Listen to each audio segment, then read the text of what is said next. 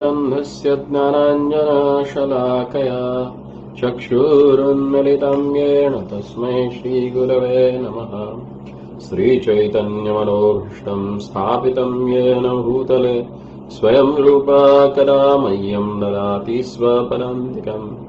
वन्देऽहं श्रीगुरोः श्रीयुतापदकमलं श्रीगुरून् वैष्णवान् च श्रीरूपं सागरजातं सहगण रघुनाथन्वितं तं सजीवम्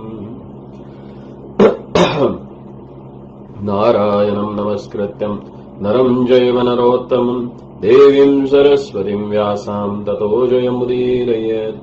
नष्टप्रायेषु भद्रेषु नित्यं भागवत सेवया भगवति उत्तमश्लोके भक्तिरभवति नैष्ठिके। नमो नलिननेत्राय वेणुवाद्यविनोदिने राधाधरसुधापानशालिने मनवानिने महाभावस्वरूपास्त्वं कृष्णप्रियवर्यसि प्रेमभक्तिप्रदे देवी श्रीराधिका त्वं नमोऽस्तु ते। बोल श्री वृंदावन धाम की जय। तो कल हमने दर्शन किया सुंदरक, जहां पे सोभरी मुनि का आश्रम था। फिर वहां से हमने दर्शन किया कालियादह पे, जहां पे प्रबोधानंद सरस्वती ठाकुर जी का भजन स्थली है और समाधि भी है। और फिर हमने दर्शन किया द्वादशादित्य टीला का। आप सोच रहे होंगे कि कल हमने मदन मोहन जी के मंदिर के बारे में क्यों नहीं चर्चा की। तो मंदिरों की जो लीलाएं हैं और कथाएं हैं वो हम अंत में करेंगे। पहले परिक्रमा मार्ग से होते हुए जो भी लीला स्थलियां आती है उनकी चर्चा करेंगे। तो कल हम सेवा कुंज तक पहुंचे थे। सेवा कुंज में जहां पे जैसे रसिखान कहते हैं कि मैं तो सारे ब्रज में जिसको ढूंढ रहा था वो यहां पे मिल गया, जो श्री जी के चरणों का मालिश कर रहे हैं। तो वहां से जब हम बाहर निकलते हैं सेवा कुंज से, तो हम पहुंचते इमली था। तो यह ब्रज लीला के समय का एक प्राचीन इमली का वृक्ष है।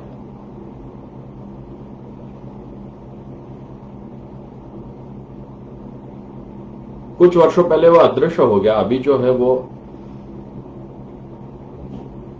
अभी लगाया हुआ इमली का वृक्ष है।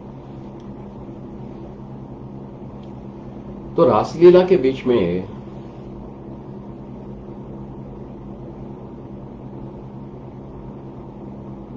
जब भगवान श्री हरि अंतर्धान हो गए तो वह प्रिया जी के साथ साथ श्रृंगारवट में पहुंच गए और फिर वहां पे प्रिया जी का पुष्पों से श्रृंगार कर रहे। तो उसी समय अन्य गोपियां ढूंढते ढूंढते वहां पर पहुंची। तो श्री कृष्ण ने प्रिया जी को वहां से चलने का अनुरोध किया। तो उन्होंने कहा कि मैं चल नहीं सकती, आप मुझे अपने कंधे पर लेकर चल सकते हैं। तो ठीक है, ठाकुर जी ने उनको अपने कंधे पर बिठाया।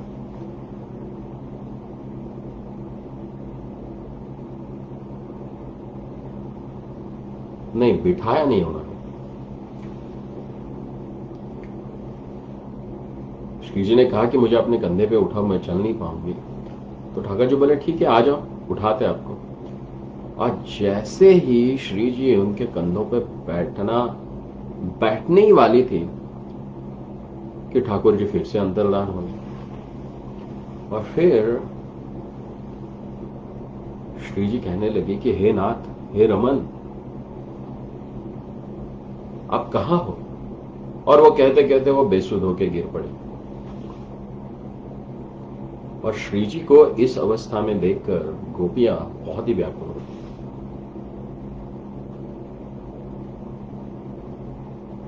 और उस समय श्री कृष्ण यमुना के निकट इमली वृक्ष के नीचे श्री राधिका के विरह में तन्मय हो गए।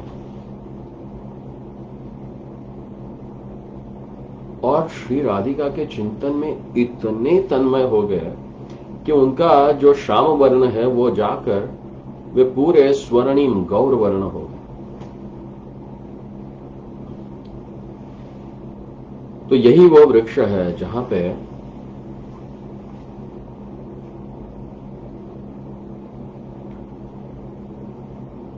भगवान श्री कृष्ण ने राधा भाव सुबलितम नवमी चंद्र, राधा रानी का भाव प्राप्त करके उनके जैसा अंग कांति भगवान ने यहां पे प्राप्त कर ली थी। राधा चिंता निवेशेण यस्य कांतिर्विलोकितः श्री कृष्ण चरणम वंदे राधालिंगित विग्रह। और फिर लगभग 550 वर्ष पहले चैतन्य महाप्रभु जब ब्रज भ्रमण के समय अक्रूर घाट पर कुछ दिनों तक निवास किया था, वहीं से वे प्रतिदिन यमुना के तट पर स्थित इसी मनोहरी इमली ताल घाट पे आकर इसी इमली वृक्ष के नीचे बैठा करते थे। और यहीं पर इन्होंने कृष्णदास रजपूत पर कृपा की थी। यही रहते समय एक दिन कुछ लोगों ने महाप्रभु से निवेदन किया कि कालिया हृदय में रात के समय श्री कृष्ण पुनः वही लीला प्रकाश कर रहे हैं, आप भी चलकर कृष्ण का दर्शन करें। फिर महाप्रभु जी ने उन लोगों को 2-4 दिन प्रतीक्षा करने के लिए कहा। रात के समय कालिया दर पर लोगों की भीड़ उमड़ने लगी और अंत में पर्दाफाश हुआ कि रात में एक नौका पर बैठ के कुछ मुसलमान मछलियां पकड़ते थे और नौका के अग्रभाग में एक दीप प्रज्वलित था। जब मछुआरा नाव के अग्रभाग में खड़ा होकर हिलता डुलता था तो वह लोगों को नृत्य के समान लगता था और नौका सर्प के समान प्रतीत होती थी। तो रहस्य का जब उद्घाटन हुआ तो महाप्रभु ने लोगों से कहा कि कलयुग में भगवान श्री कृष्ण साधारण लोगों के सामने ऐसी लीला प्रकट नहीं करते, केवल शुद्ध भक्तों के हृदय में ही ऐसी लीला की स्फूर्ति होती है। यह हमें समझना चाहिए, क्योंकि आजकल तो बहुत सारे लोग हैं जो पाखंड से अपने आप को भगवान का अवतार बताते हैं। और जैसे महाप्रभु ने स्वयं बताया कि हर एक व्यक्ति खासकर कलयुग में इतना पात्र नहीं है कि वह भगवान की लीलाओं को साक्षात देख सके, क्योंकि भगवान केवल अपने शुद्ध भक्तों के हृदय में इन लीलाओं का स्फुरन करता है और शुद्ध भक्त अपने लीला चिंतन में वही लीलाओं का अपने हृदय में दर्शन करते हैं।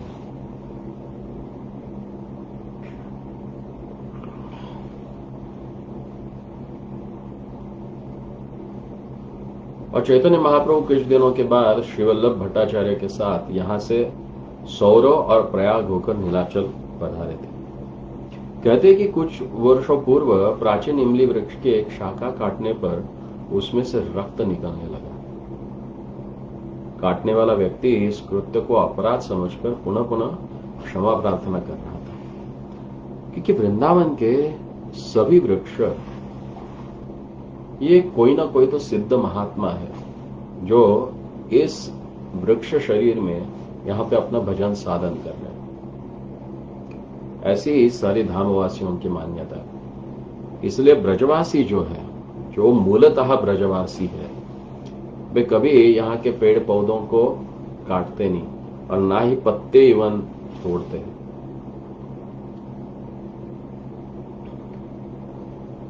तो यहां से थोड़ी दूर ही झाड़ू मंडल है।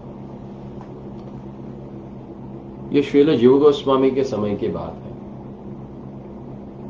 उनके पास बंगाल उड़ीसा से 3 लोग आए थे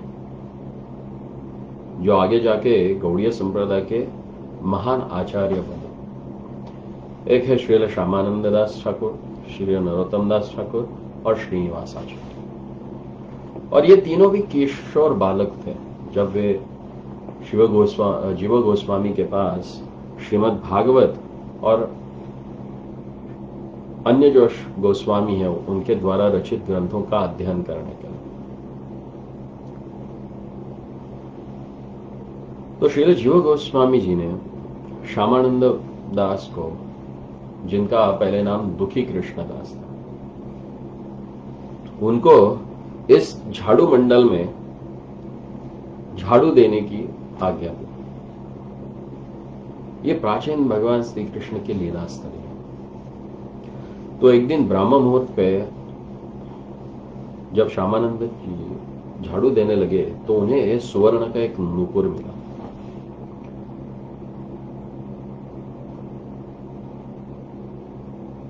तो उसी समय जीव गोस्वामी ने उनको पहले ही निर्देश दिया था कि ये स्थान में जब आप झाड़ू कर रहे हो तो कोई भी वस्तु मिले आपको तो वो आप किसी अन्य को न दे, पहले मुझे सूचित करें। और इसीलिए श्यामानंद प्रभु ने क्या किया कि वो सुवर्ण नूपुर को बड़े सावधानी से अपने उत्तरीय के कोने में बांध कर रख लिया और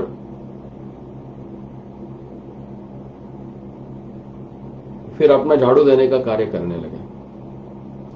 तो थोड़ी देर में दो ब्रज बालिकाएं उनके पास आई और बोली, क्या आपने यहां पे कोई नूपुर देखा है, आपको मिला है यहां पे? तो श्यामानंद जी उनके ओर देखने लगे। तो उन सखियों के लगा कि शायद श्यामानंद के पास है, इसलिए वो बड़े विश्वास के साथ बोली कि ये हमारे सखी का नूपुर है और तुम हमें दे दो, हम इसे ढूंढ रही थी। तो श्यामानंद जी ने कहा कि ठीक है, लेकिन ये जिनका नूपुर है आप उनसे ही कहिए कि वे खुद आके इसे लेके चली जाए, मैं अन्य किसी को नहीं दूंगा। तो जो दो सखियां थी वे बड़ी क्रोधित हो गई और बोली कि तुम्हें लज्जा नहीं आती? तुम किस साहस से किशोरी बहू का मुख देखना चाहते हो? लेकिन श्यामानंद जी तो अपने बात से अटल रहे।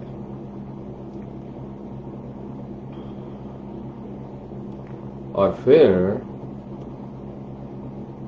क्या हुआ, ये दोनों सहेलियां वापस गई और अपनी उस सहेली को लेके आई जिसका नूपुर गिरा हुआ था। और आने के बाद उन्होंने कहा, लो बांध लो इनके चरणों में, अभी ये इनका ही नूपुर है। और श्री श्यामानंद जी ने प्रेम से कांपते हुए हाथों से उनके पैरों में वो नूपुर बांध दी। आप समझ गए होंगे कि ये बालिका कौन होगी। ये और कोई नहीं, स्वयं श्रीमती राधिका जी थी और उनकी ये दो सहेलियां, यानी एक ललिता और दूसरी विशाखा जी।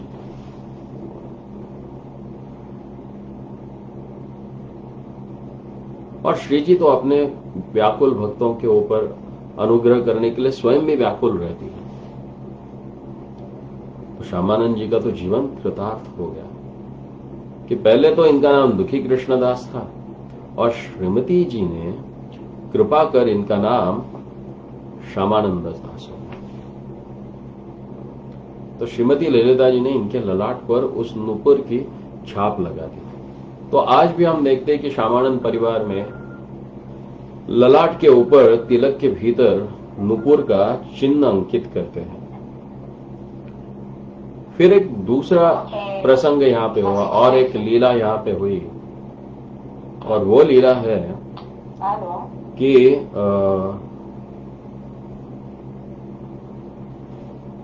झाड़ू मंडल में एक यहां बुढ़िया रहती थी और वे अपने घर में चक्की के ऊपर दूसरों का गेहूं पीसकर उसे अपनी जीविका चलाती थी।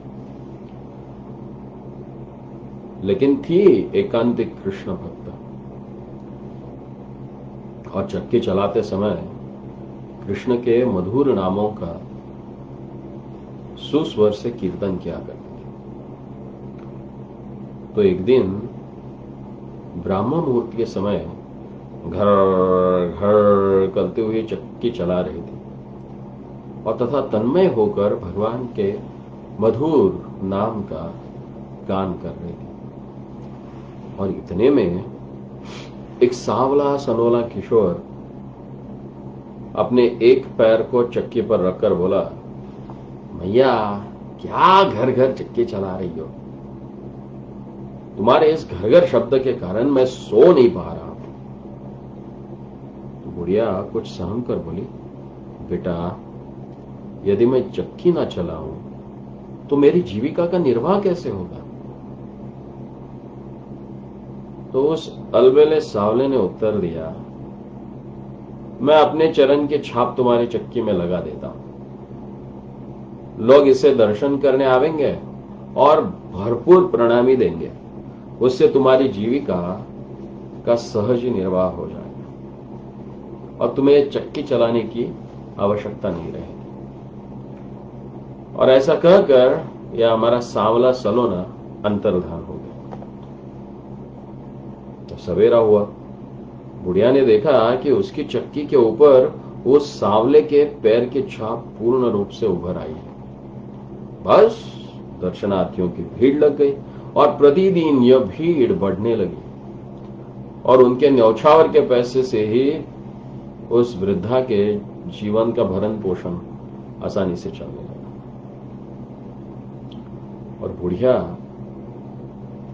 उस लीला की स्मृति में सदा उन्मत्त रहने लगी। तो ये वो स्थान है। तो जो भी मूर्ख लोग कई बार कहते हैं कि क्या आपके भगवान है? अगर है तो हमें दिखाओ कहां है। तो उन गधों को कहना पड़ेगा कि भैया यहां है हमारे भगवान। मानोगे तो अपने सामने, नहीं मानोगे तो कहीं भी नहीं मिलेंगे आपको। और वृंदावन ऐसा स्थान है कि यहां पे हर क्षण में आपको भगवान के अस्तित्व का प्रमाण मिलेगा। तो इस झाड़ू स्थली से थोड़ा हम आगे होते हैं पूर्व की ओर यमुना के तट पर, तो वहां पे श्रृंगार वट है। गोचारण के समय सुबल आदि सखाओं के साथ भगवान यहां पे इस श्रृंगार वट पे बहुत सारी लीलाएं किया करते थे। और विशेष करके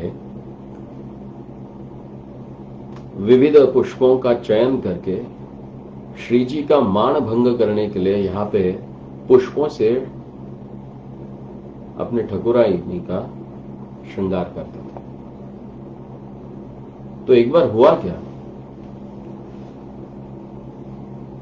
जब श्री जी ने देखा कि उनके सामने ही अन्य गोपियों के साथ हमारे ठाकुर जी रास लीला करने में बहुत ही मग्न है, तो श्री जी को थोड़ा सा मान चढ़ गया, निकल गई वहां से और निर्जन स्थान में जाकर छिपकर बैठ गई। और हमारे रसिक शेखर यहीं पर अपने हाथों से बेली, चमेली आदि पुष्पों का चयन कर श्रीमती जी का श्रृंगार कर उन्होंने इसी श्रृंगार वट पे उनको प्रसन्न किया था। श्रीमद् भागवत में इस विषय का बड़ा ही सरस वर्णन किया है।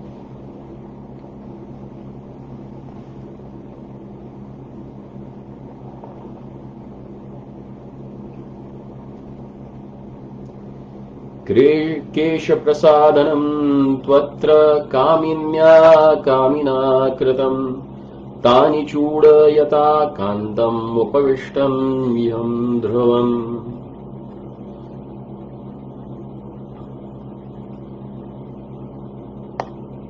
श्री कृष्ण को अन्वेषण करती हुई सखिया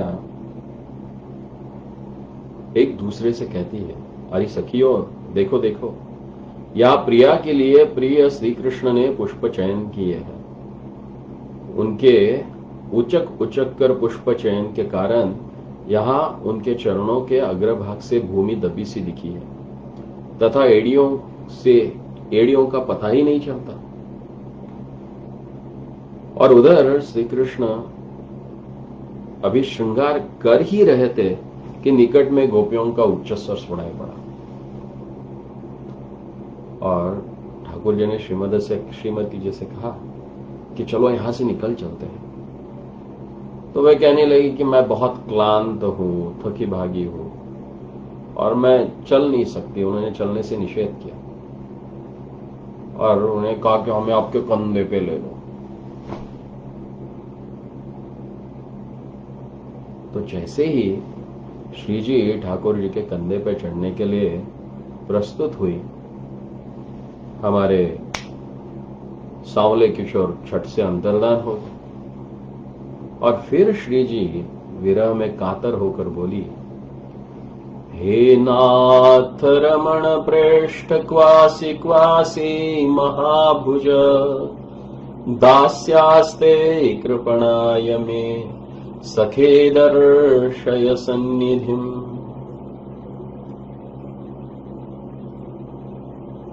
और वह कहने लगी कि हे नाथ, हे रमन, कहां पे आप, कहां पे है? अरे इस प्रकार से आप कृपणता करके कहां जा रहे हैं? आप इस कृपण को दर्शन दे दीजिए।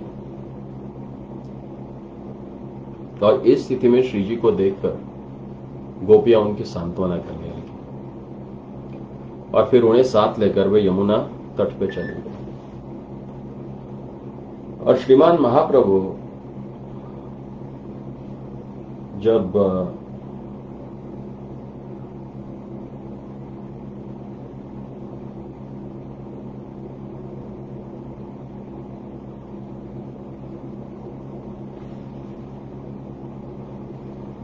जब नित्यानंद प्रभु ब्रजमंडल भ्रमण करते हुए यमुना तट पर इसी श्रृंगार वट के निकट पहुंचे तो यहां कुछ दिन वे रहे और उसी समय वे सदैव बलदेव जी के भाव में आविष्ट होते थे और कभी कभी अवधूत जैसे आविष्ट होकर गौओं का गला पकड़कर रोते और उनसे पूछते कि कन्हैया को कहीं देखा है, कहां है वो? और फिर कई बार गौओं के चरवाहों को पकड़ लेते और रोते रोते पूछते कि कन्हैया कहां है। और यहीं पे एक दिन आकाशवाणी उन्हें सुनाई दी कि तेरा कन्हैया अभी नदिया में सचिनंदन गौरहरि के रूप में प्रकट हुआ है, जाओ वहां पे। और श्री नित्यानंद प्रभु यहां पे निवास करने के कारण इस श्रृंगार वट को नित्यानंद वट भी कहा जाता है। और यहां पे निताई गौर और राधा कृष्ण के सुंदर विग्रह है जिनका दर्शन आप कर सकते हैं। और मंदिर के पास प्राचीन वट के नीचे श्रीमती राधिका का श्रृंगार करते हुए और श्री राधिका का श्रृंगार करते हुए श्री कृष्ण की एक सुंदर सी छवि यहां पे है। फिर श्रृंगार वट से हम थोड़ा सा आगे जब चलते हैं तो पहुंचते चीरघाट। तो यहां पे यमुना के तट पे एक प्राचीन कदम्ब का वृक्ष है और यहीं पर श्री कृष्ण ने कात्यायनी व्रत पालन हेतु यमुना में स्नान करती हुई गोपरमणियों के वस्त्र हरण किए थे।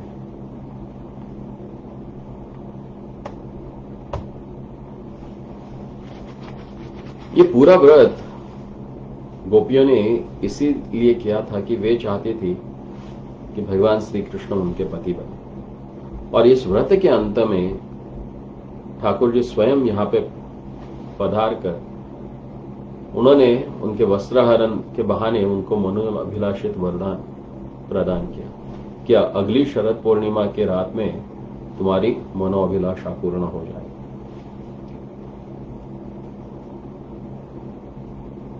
तो हमने देखा कि शेरगढ़ के पास भी एक चीरघाट है, रामघाट के पहले, और यहां पे भी चीरघाट है। तो कल्पभेद के अनुसार दोनों स्थान भी चीरघाट है और दोनों स्थान में भी यही लीला हुई थी। तो इसमें कोई शंका करने की बात नहीं। किसी कल्प में ये चिरघाट में वस्त्र हरण की लीला हुई थी, तो किसी कल्प में वहां पे हुई थी। फिर चिरघाट से हम थोड़े कच्चे मार्ग से थोड़ा आगे बढ़ते हैं तो हम पहुंचते हैं केशी घाट।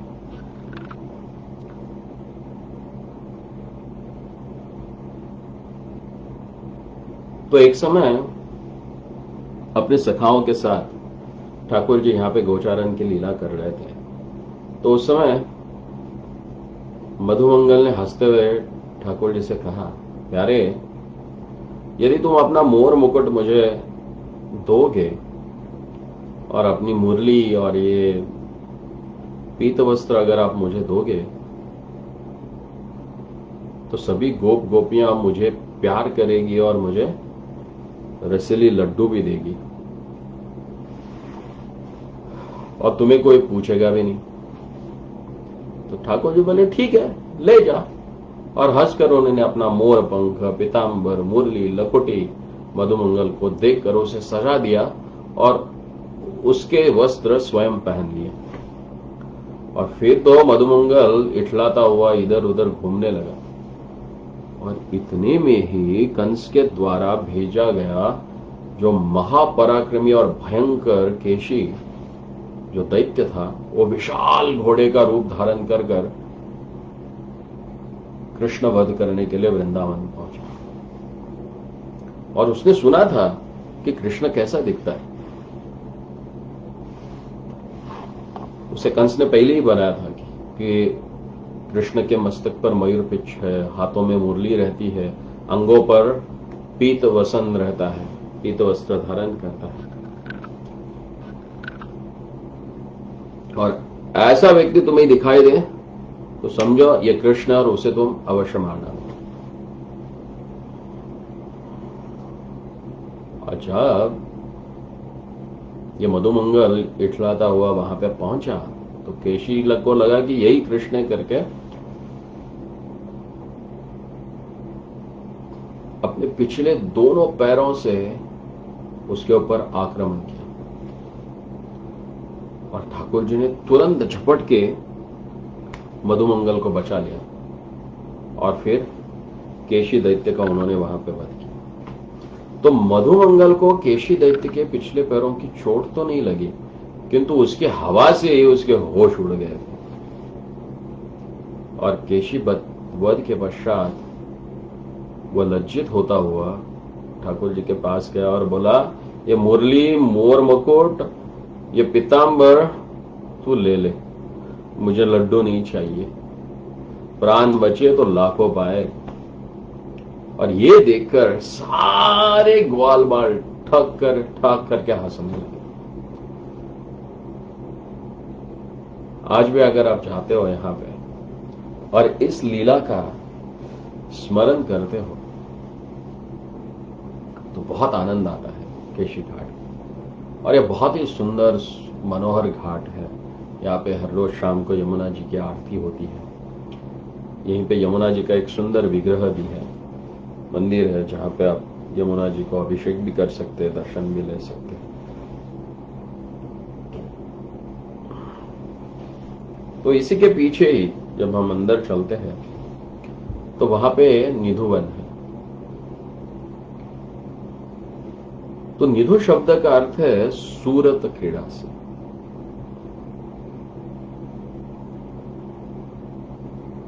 गोविंद लीलामृत आदि ग्रंथों में निधुवन के इस सूरत क्रीड़ा का सरस वर्णन है।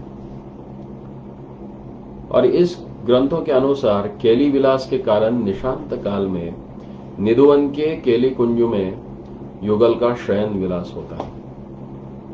और प्रभात निकट देखकर वृंदा देवी घबराकर शुक सारी, मयूर, कोकिल, भृंग आदि को आदेश देती है कि वे अपने गुंजार से युगल किशोर को जगावे। और इस निशांत लीला का रागानुगी भक्त, विशेषकर रूपानुगी रसिक महानुभव जो है, नाम संकीर्तन के माध्यम से अपने हृदय में आस्वादन करते हैं।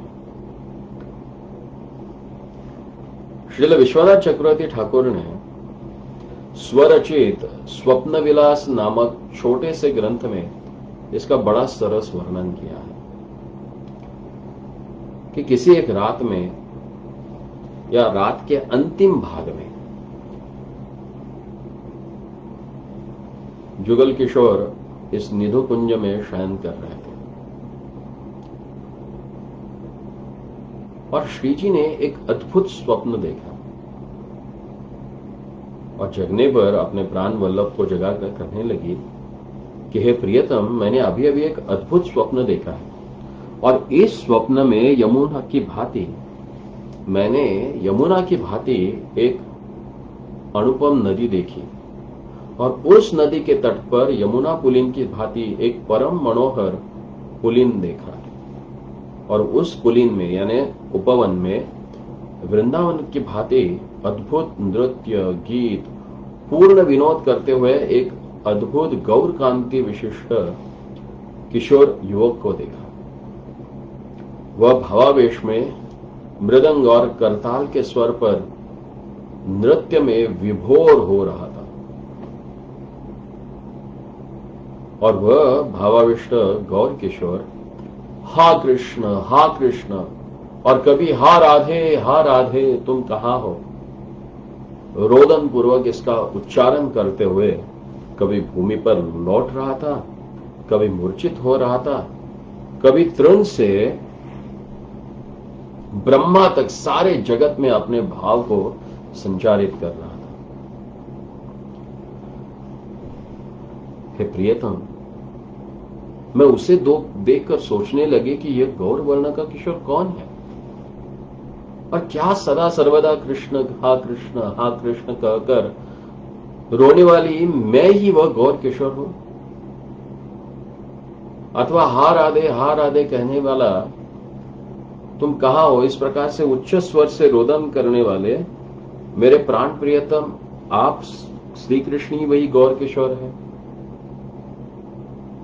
तो ठाकुर जी बोले, हे प्रियतमे, मैंने तुम्हें समय समय पर नारायण आदि विविध स्वरूपों का दर्शन कराया है, किंतु उन्हें दर्शन कर तुम्हें कोई आश्चर्य नहीं हुआ, किंतु तुम्हारे बुद्धि में भ्रम उत्पन्न करने वाला वह गौर वर्ण वाला किशोर कौन है मैं नहीं कह सकता। और फिर ठाकुर जी मुस्कुराने लगे। तो श्री राधिका जी ने कहा कि हे प्राणवल्लभ, कि वो गौर किशोर और कोई नहीं, आप स्वयं ही है। मुझे अब समझ में आ गया, अन्यथा मुझे इस प्रकार कोई भी मोहित नहीं कर सकता।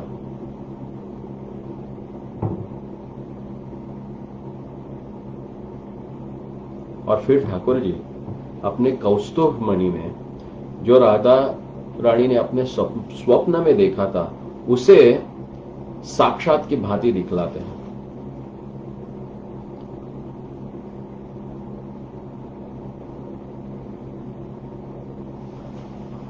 तो ये मनोहरी लीला इसी निधुवन में हुई।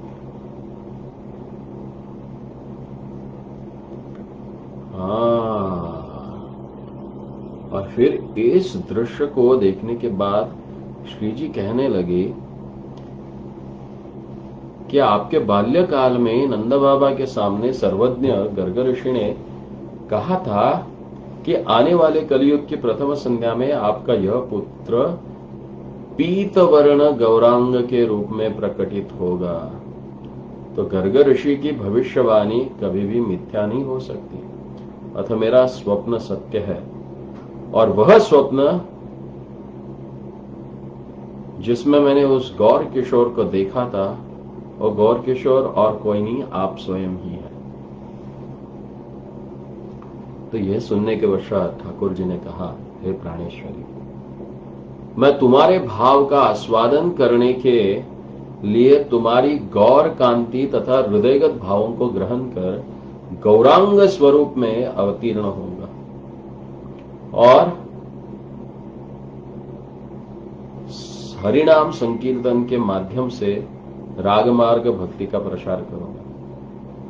यथार्थ में अपने दुर्लभ प्रेम को वितरण करने के लिए ही मैंने ये महावदन्याय गौरांग रूप धारण किया है, और इसमें वो उस दुर्लभ प्रेम को मैं बांटूंगा, उसका वितरण करूंगा।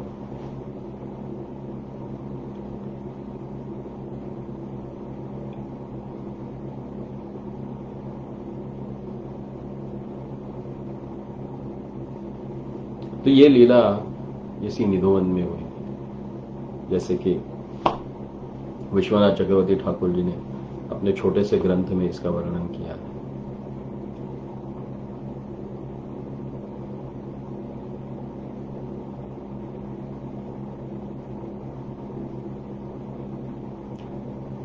जैसे सेवा कुंज में ललिता कुंड है, वैसे इस निधुवन में विशाखा कुंड है।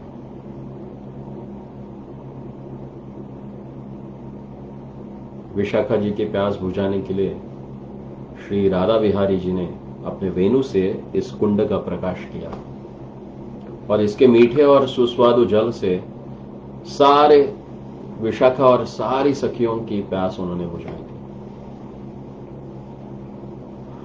और कुछ समय के पश्चात भक्ति संगीत तज्ञ स्वामी हरिदास जी इस निधुवन के विशाखा कुंड से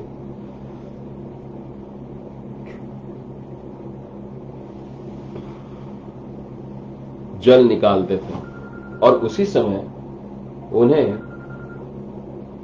यहां पे श्री बांके बिहारी जी का प्राकट्य हुआ, और बांके बिहारी जी उनको इसी विशाखा कुंड से प्राप्त हुए। और स्वामी हरिदास जी श्री बिहारी जी के सामने स्वरचित पदों के द्वारा वीणा पर मधुर गायन किया करते थे, और इतने तन्मय हो जाते थे कि उनको अपने तन मन की सुधि नहीं रहती। और आपने सुना होगा बैजू बावरा और तानसेन, ये इन्हीं के शिष्य थे।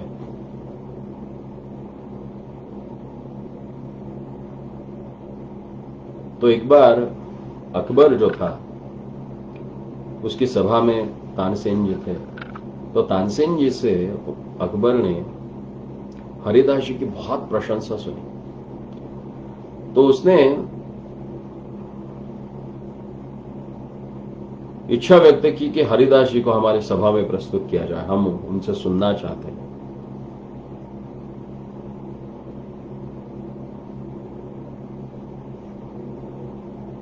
तो हरिदास जी तो वृंदावन छोड़ के जाते ही नहीं थे, और वे ठाकुर जी के अलावा किसी और के लिए गाते ही नहीं थे। तो एक समय हुआ क्या कि स्वयं अकबर अपना वेश बदलकर साधारण व्यक्ति के भांति तानसेन के साथ निधुवन में स्वामी हरिदास जी के कुटी में उपस्थित हुआ।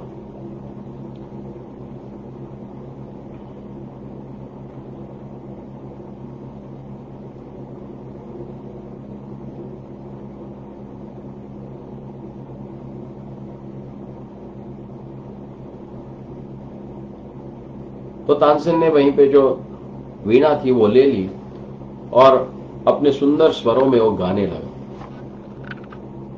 तो तानसेन इतने सुंदर स्वर में गा रहा था, मधुरता से, कि अकबर एकदम मुग्ध हो गया। वो आंखें बंद करके सुनने लगा। और जब तानसेन ने अपना पद गा लिया, तो उसके पश्चात हरिदास जी ने उसके हाथ से वीणा ली, और उसी पद को उन्होंने बहुत ही सुंदर रूप से गाया। और गाते समय तानसेन की जो त्रुटियां थी वो तानसेन को उन्होंने इंगित कर दी,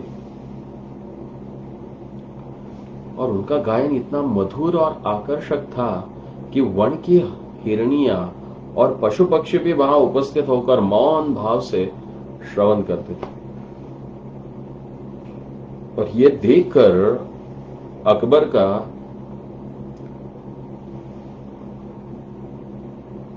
विस्मय का ठिकाना नहीं रहा, और वो प्रसन्न हो गया, और उसने चाहा कि वो हरिदास जी को कुछ भेंट करे। लेकिन तानसेन जी ने बोला कि नहीं नहीं, आप मत दो, अन्यथा हरिदास जी का रूप ही कुछ बदल जाएगा।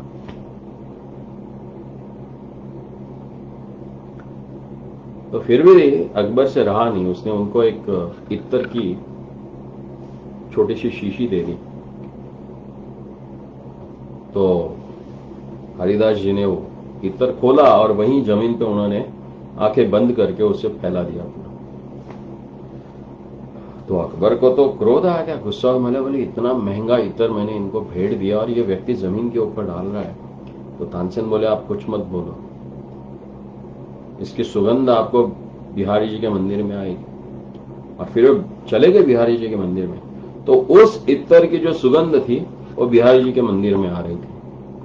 तो उसे तो समझ में नहीं आया कि ये कैसे हो रहा है। तो तानसेन ने उनको समझाया कि जब हरिदास जी गाते हैं तो ठाकुर जी उनके बाजू में आके खड़े रहते हैं, और ठाकुर जी के चरणों पे ही उन्होंने वो इत्र डाला था जिसकी सुगंध आपको बांके बिहारी जी के मंदिर में आ रही।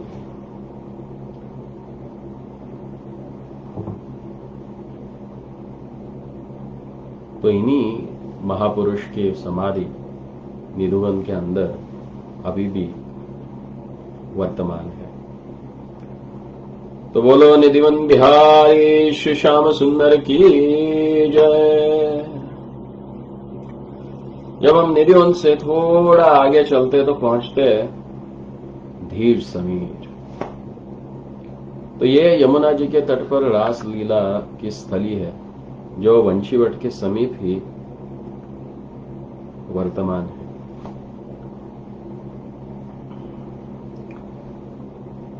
तो जब जुगल किशोर यहाँ पे रास विलास करते थे तो उनके केली विलास का दर्शन कर समीर यानी हवा अभी धीर हो जाती थी, यानी स्थिर हो जाती थी।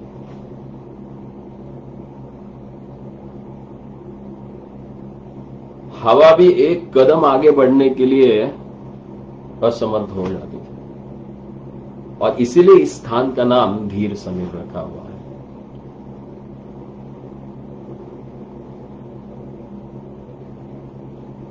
और इसी धीर समीर में गौरीदास पंडित जी की दंत समाधि है। गौरीदास पंडित श्रीमान महाप्रभु जी के प्रधान परिकरों में से एक है, और उन्हें अपने जीवन के अंतिम समय में वृंदावन आकर धीर समीर कुंज की स्थापना की, और वही अपने आराध्य देव श्री श्यामा राय की सेवा पूजा उन्होंने आरंभ की। बहुत ही सुंदर विग्रह श्यामा राय का, और यहीं पर उनकी भजन एवं समाधि स्थली अभी भी विद्यमान है। जयदेव गोस्वामी जी ने अपने एक पद में लिखा था गीत गोविंद में, धीर समीरे यमुना तीरे वसति वने वनमाली, गोपी पीन पयोदर मर्दन चंचल कर युगशाली।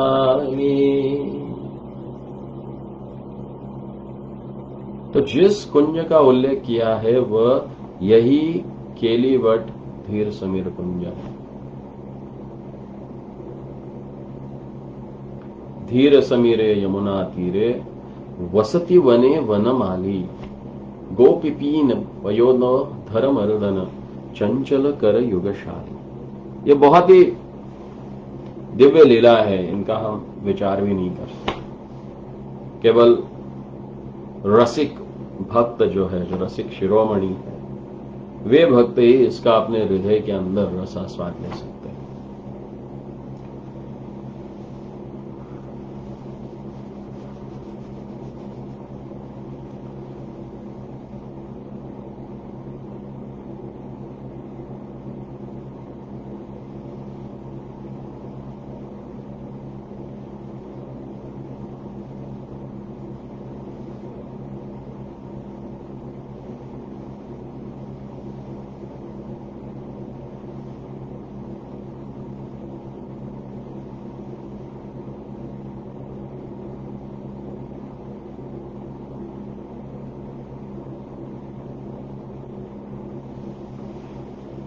यहां की लीला बहुत सुंदर है। तो महाप्रभु के एक निज परिकर निकटतम निज परिकर थे वक्रेश्वर पंडित, जो बहुत सुंदर नृत्य करते थे।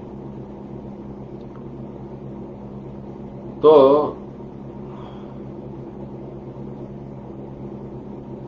वे अपने अंतिम समय में कृष्ण विरह में इतने व्याकुल हो गए कि लौकिक लोगों के लिए उनका पार्थिव शरीर छूट गया।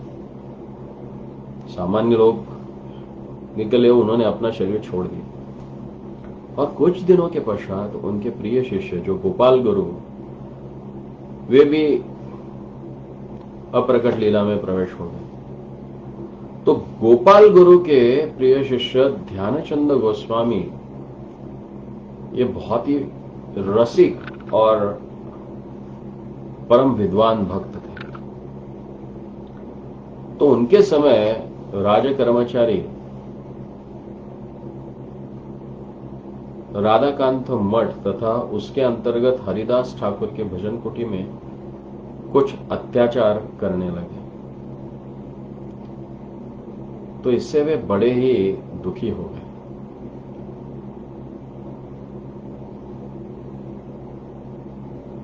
तो उस समय एक वृंदावन के किसी वैष्णव ने उनको यह समाचार दिया कि अरे तुम इतनी चिंता क्यों कर रहे हो, तुम्हारे परम गुरु श्री वक्रेश्वर गोस्वामी ने हमें धीर समीर में भजन करते हुए देखा,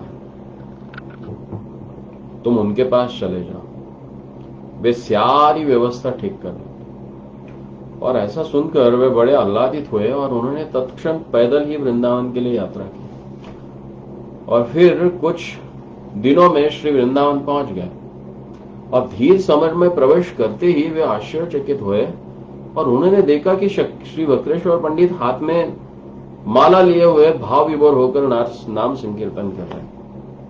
और लीला स्मृति के कारण उनके नेत्रों से अविरल अश्रुधारा प्रवाहित है। और ध्यानचंद जी एक दंड के समान जमीन पर गिर पड़े और उन्होंने प्रार्थना की कि वक्रेश्वर पंडित जी को कि आप पुरी धाम लौट चले। तो वक्रेश्वर पंडित ने साक्षात रूप से जाने के लिए मना किया,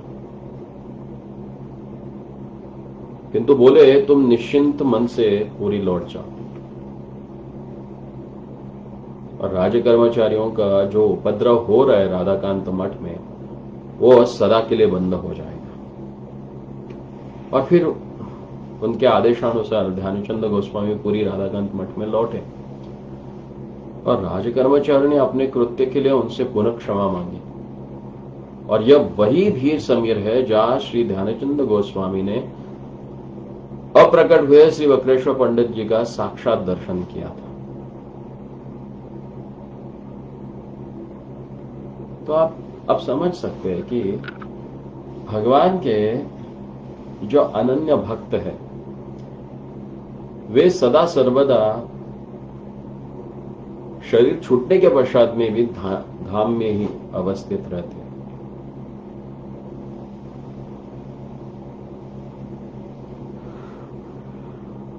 इस धीर समीर के अंतर्गत ही माणभंजन स्थल है। एक ब्रज परिक्रमा नाम का ग्रंथ है, उसमें वर्णन आता है कि श्री जयदेव गोस्वामी ने अपने प्रसिद्ध पद स्मर गरल खंडन मम शिरसि मंडन देहि पाद पल्लवम उदारम, इस मधुर लीला का गीत गोविंद में वर्णन किया है। वह मानभंजन लीला यहीं पे हुई थी।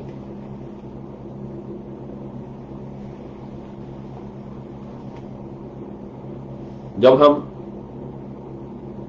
यहां से थोड़ा सा आगे बढ़ते हैं धीर समीर में, तो यहीं पर वंशी भट्ट है। श्रीमद् भागवत में वर्णित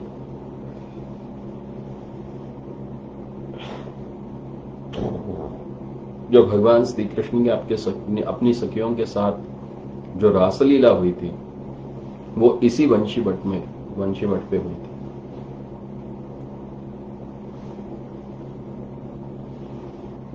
कात्यायनी व्रत उद्यापन के समय चीरघाट पे चीरहरण के पश्चात उनकी मनोकामना पूर्ति का जो वरदान भगवान ने दिया था, उस मनोकामना की पूर्ति इसी वंशीवट पे ठाकुर जी ने शरद पूर्णिमा के दिन की थी।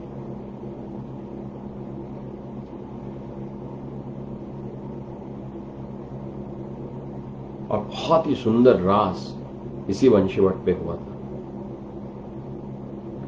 और श्री वज्रनाथ महाराज ने इसी रासस्थली के स्मृति में यहां पे इस वृक्ष का आरोपण किया था। और कालांतर में वह स्थान यमुना जी में आप्लवित हो गया। और 550 वर्ष पूर्व श्री गदाधर पंडित के शिष्य श्री मदि पंडित जो है,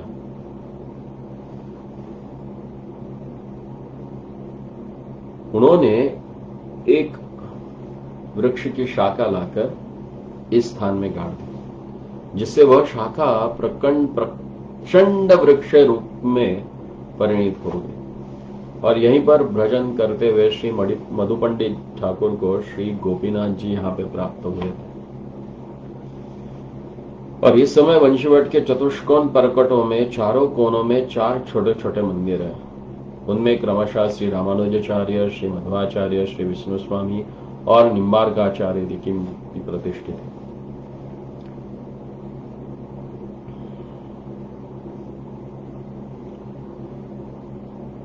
और वंशीवट से जब हम आगे आते हैं तो हमें दर्शन होता है हमारे प्यारे गोपेश्वर जी का, देवों के देव महादेव शंकर, जिनको श्रीमद् भागवतम में प्रधान वैष्णव माना गया है। तो वे यहीं पे विराजमान है।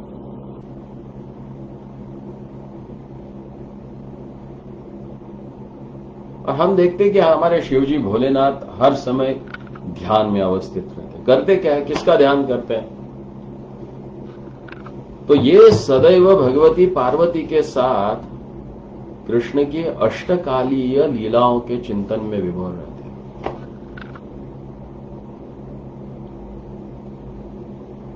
तो ठाकुर जी की प्रकट लीला के समय एक बार हमारे भोलेनाथ जी के मन में लालसा उत्पन्न हो गई कि अपने नेत्रों से कृष्ण की मनमोहक रास लीला का दर्शन करें। बड़े उत्कंठित हो गए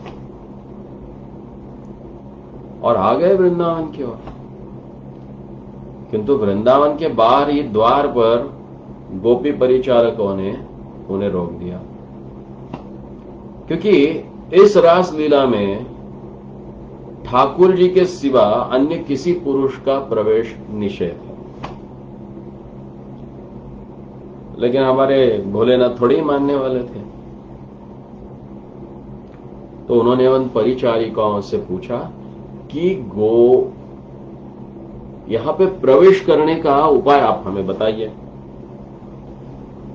तो गोपियों ने कहा कि आप भगवती योग माया जी की आराधना करो, वही आपको बता सकती है कि कैसे आपको दर्शन होगा। तो योग माया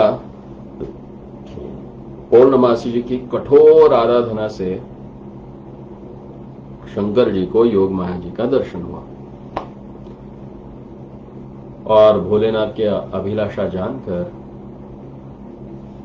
उन्होंने भोलेनाथ जी का हाथ पकड़ा और उनको ब्रह्मकुंड लेके गए और ब्रह्मकुंड में उनको डुबो दिया।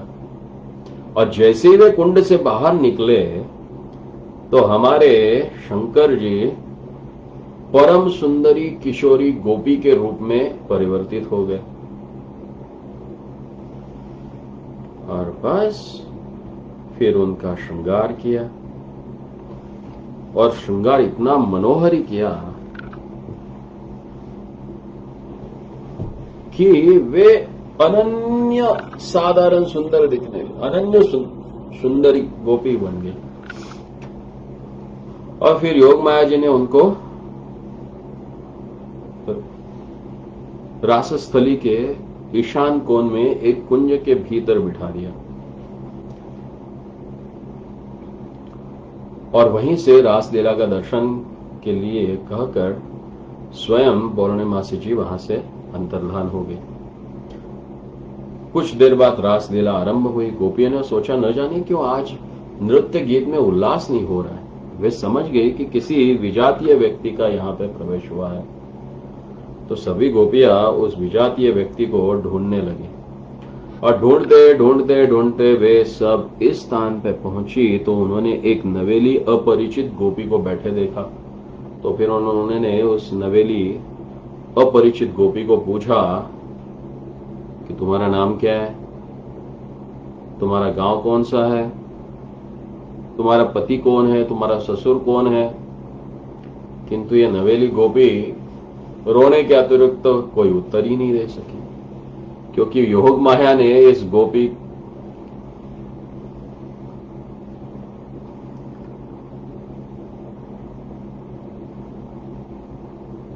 योग माया ने इस गोपी को किसी अन्य गोपी के गर्भ से जन्म नहीं दिलाया था, ना ही कोई नाम दिया था, ना ही इसका कभी विवाह हुआ था, ना ही इसके पास कोई उत्तर था जो वो बता सके।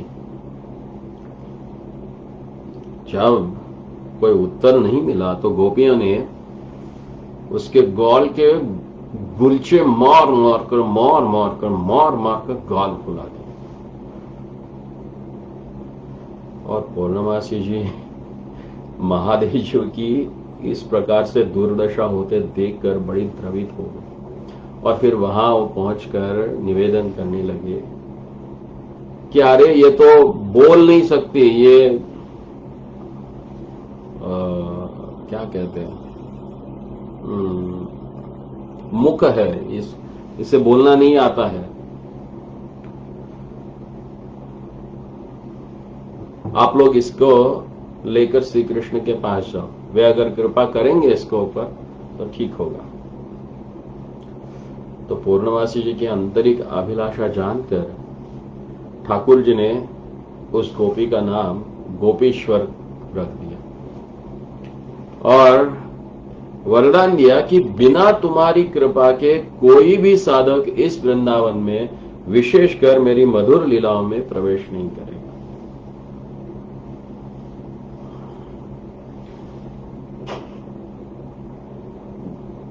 श्री ब्रजविलास स्तव में वर्णन आता है कि श्री कृष्ण की प्रकट लीला के समय भी कृष्ण सेवा के प्राप्ति की कामना से गोपियां भी इनकी आराधना करती थी। कहते हैं, मुदा गोपेन्द्रस्यात्मज भूर्भुरिशृंग निधये स्फुरद् गोपी वृन्देर्यम भगवन्तं प्रणिभिः भजवत्सितैर्भक्त्या स्वमभिलषितं प्राप्तु चिरात् यमितीरे गोपीश्वरमनुदिनं तं किल भजे।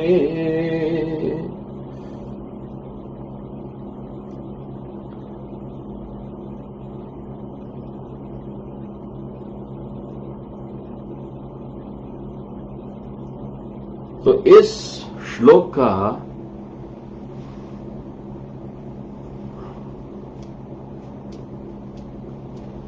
अभिप्राय यही है कि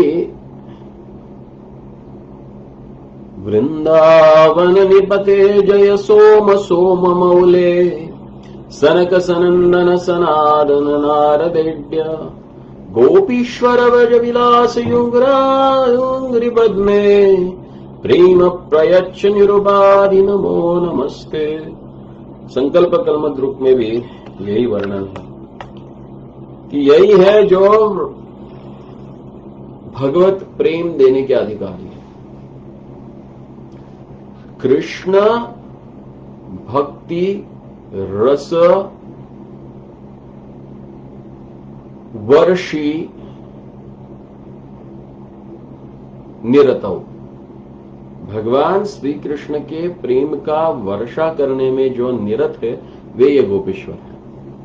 तो इनकी कृपा क्या है, बिना आप वृंदावन की लीलाओं में प्रवेश ही नहीं कर सकते, खास करके ठाकुर जी की मधुर लीलाओं में। तो सोचिए कि कृष्ण भक्तों में शिव जी का स्थान कितना महत्वपूर्ण है। अरे गोपियां इनकी आराधना करती है ठाकुर जी की सेवा प्राप्त करने, तो आप हम कौन है? और कई मूर्ख लोग अपने आप को वैष्णव मानते हैं और शिव जी के प्रति अपराध करते हैं।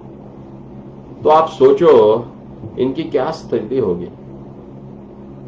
क्या इन्हें भगवत भक्ति प्राप्त हो सकती है जो शिव जी के प्रति अपराध करते हैं? कदापि संभव नहीं। अगर भगवत प्रेम प्राप्त करना है तो जैसे मैं पढ़ता हूं आपके लिए, महाप्रभु ने की हुई शिव जी की एक स्तुति है। उसके अंत में महाप्रभु स्वयं कहते हैं,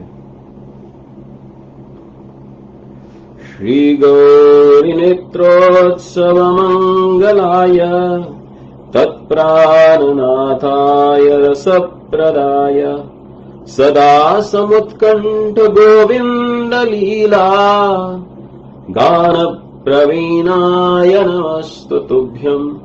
श्री गौरी नेत्रोत्सव मंगलाय। गौरी यानी श्री पार्वती जी के वे नेत्रोत्सव है। उन नेत्रोत्सव यानी उनके नेत्रों को आनंद देने वाले हैं। तत्प्राणनाथाय रस प्रदाय। वे उनके प्राणनाथ है और वे भक्ति रस प्रदान करने वाले हैं। सदा समुत्कंठ गोविंद लीला। उत्कंठित होके गोविंद लीला का मत्त रूप से पान करते हैं। गान प्रवीणाय नमोस्तु तुभ्यम। जो प्रमत्त उन्मत्त होके भगवान गोविंद के लीलाओं का वर्णन करते रहते हैं।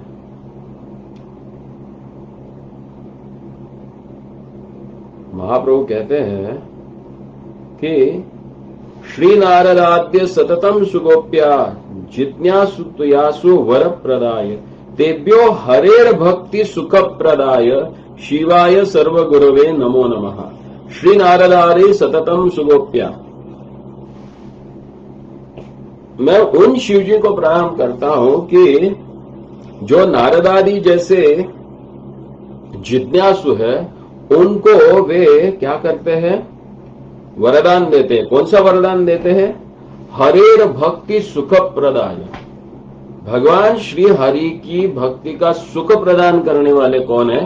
तो श्रीमद् महाप्रभु कहते हैं, शिवाय सर्व गुरवे नमः नमः। वो है शिव जी, सबके गुरु।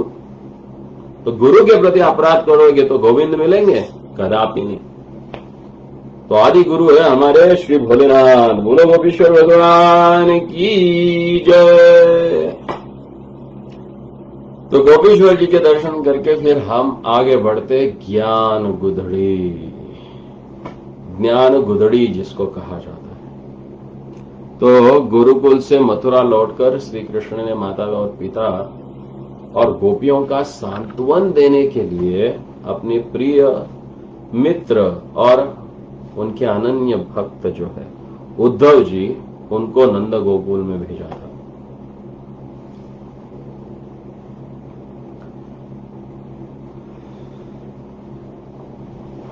और ठाकुर जी ने उनको तो बहाना चाहिए अपने भक्तों का उद्धार करने के लिए। अब अरे लाला के विरह से दग्ध हृदय जो नंद बाबा है, गोपिया है, यशोदा मैया है, उनको सांत्वना उद्धव क्या देंगे?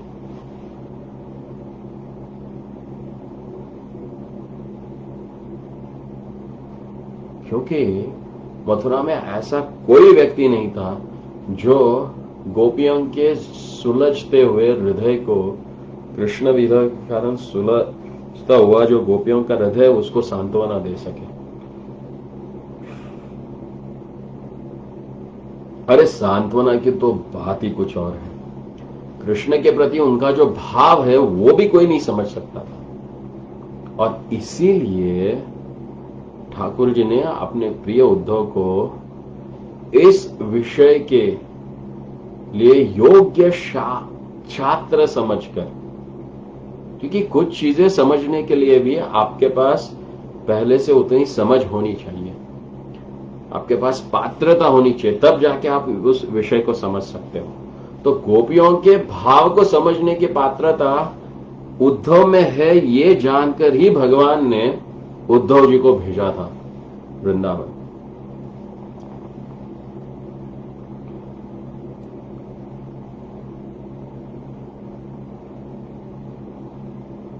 और करुणा वरुणालय जो हमारी गोपियां हैं, उन्होंने इस ठाकुर जी के भेजे गए इस छात्र को अपने विद्यालय में प्रवेश दे दिया।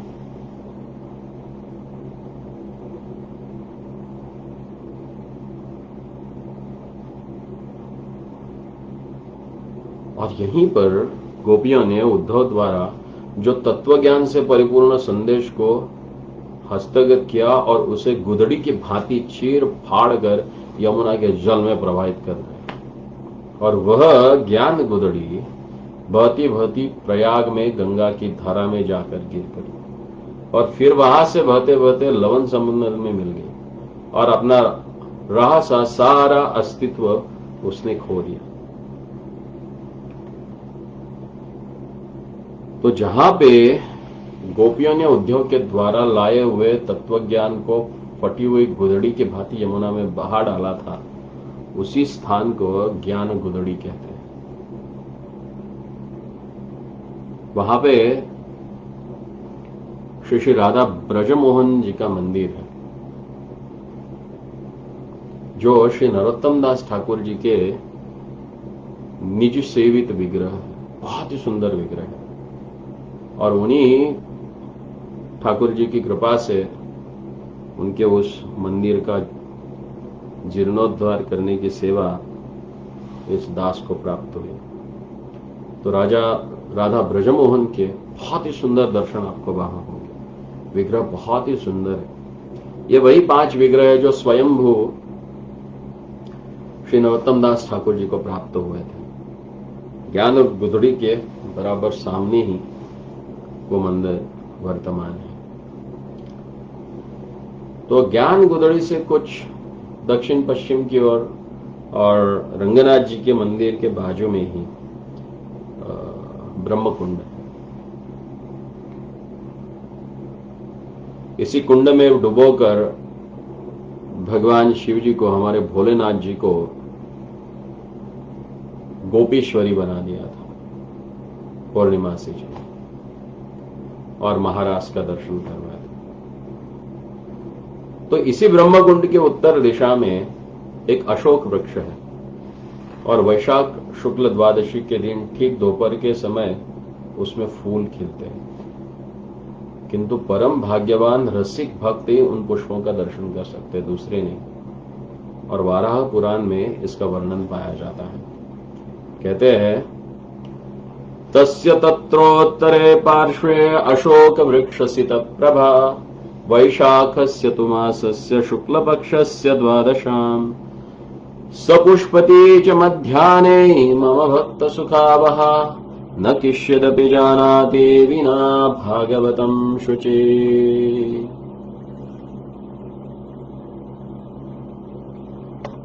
तो जैसे हम वृंदावन से थोड़ा बाहर निकलते हैं